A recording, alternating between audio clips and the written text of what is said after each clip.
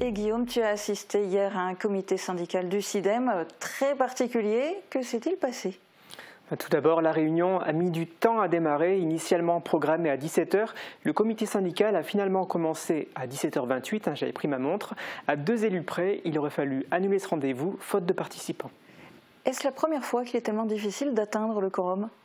Alors de mémoire et depuis que je couvre les réunions du syndicat des déchets ménagers de Moselle-Est, c'est effectivement la première fois que je constatais une aussi faible participation au comité syndical, mais la Chambre régionale des comptes, qui vient de remettre au syndicat son rapport d'observation définitive, a souligné ce point. Entre septembre 2020 et septembre 2023, le taux de présence moyen des délégués est passé de 82% au début de la période à 52% à l'occasion de la réunion de septembre 2023.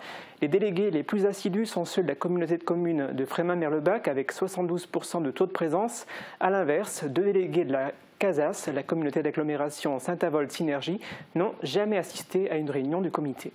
Alors au-delà de ça, la remise de ce rapport d'observation définitive était l'un des points à l'ordre du jour. Que faut-il en retenir ? Alors je vais tout de suite clore le suspense. Le reste de ma chronique va uniquement porter sur ce document qui porte sur la gestion et les comptes du syndicat de 2019 à aujourd'hui. Les autres points évoqués hier étaient bien moins importants. Ce rapport, il y a 2 façons de le lire. Soit on voit le verre à moitié plein, comme le président du SIDEM, Roland Roth, soit on voit le verre à moitié vide, voire au-delà. Et on fait la même analyse que Marc Séné, le président de la communauté de communes d'Alsace-Bossu. Je vais respecter la chronologie de la réunion d'hier soir et donner la parole dans un premier temps à Roland Roth. Je crois que les termes de ce rapport sont assez élogieux par endroits, même s'il reste, comme pour tous les rapports de la Chambre régionale des comptes, un certain nombre de points à corriger. Alors, je me suis engagé en 2019 à redresser la situation financière en 5 ans. C'est aujourd'hui chose faite, même si elle reste fragile.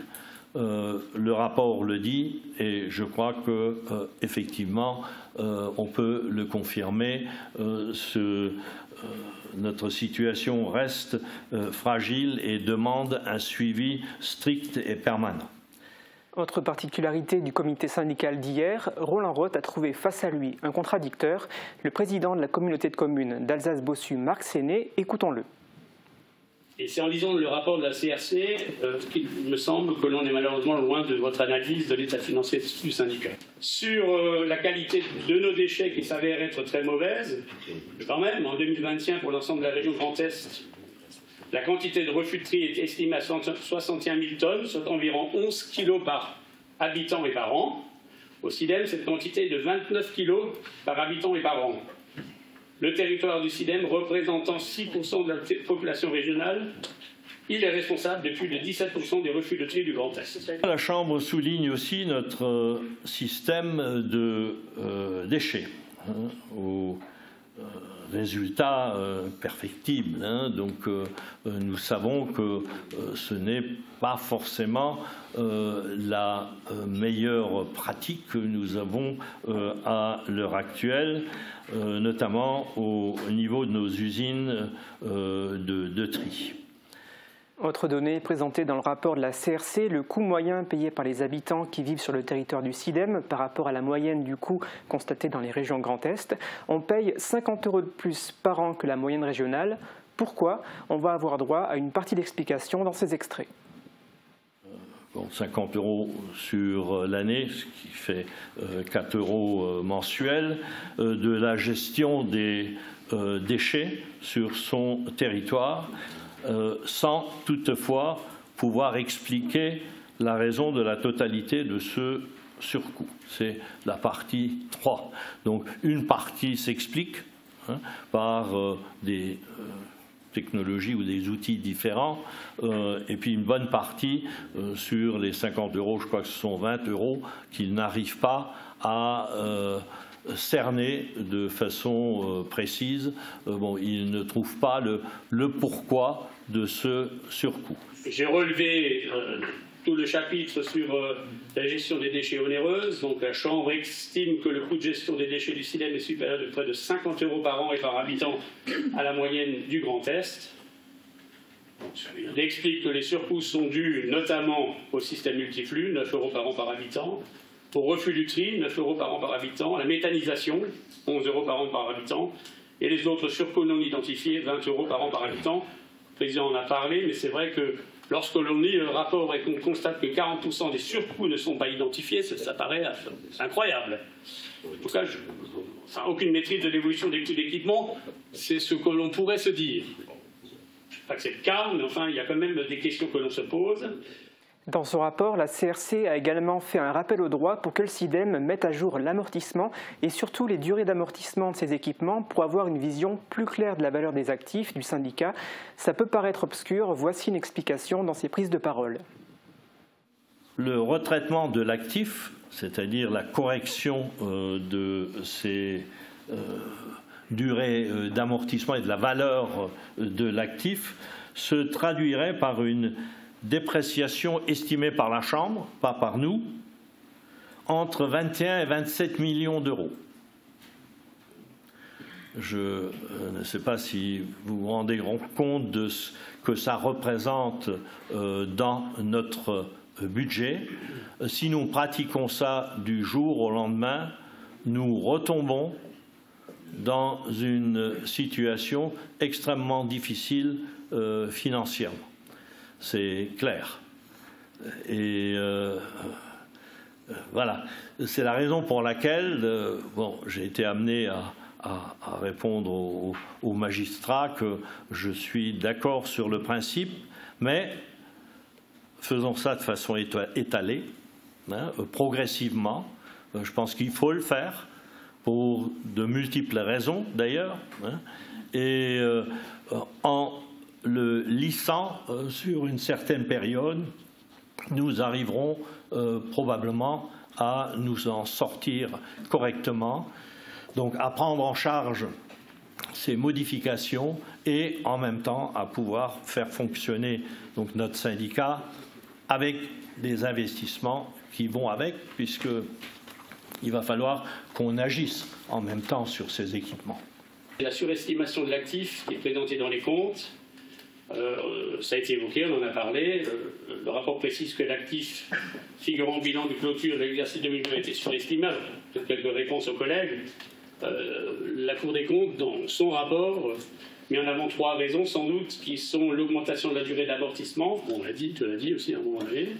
L'augmentation de la durée d'amortissement, en l'occurrence, les biens concernés auraient dû être amortis sur la durée d'utilisation conformément à la réglementation en vigueur.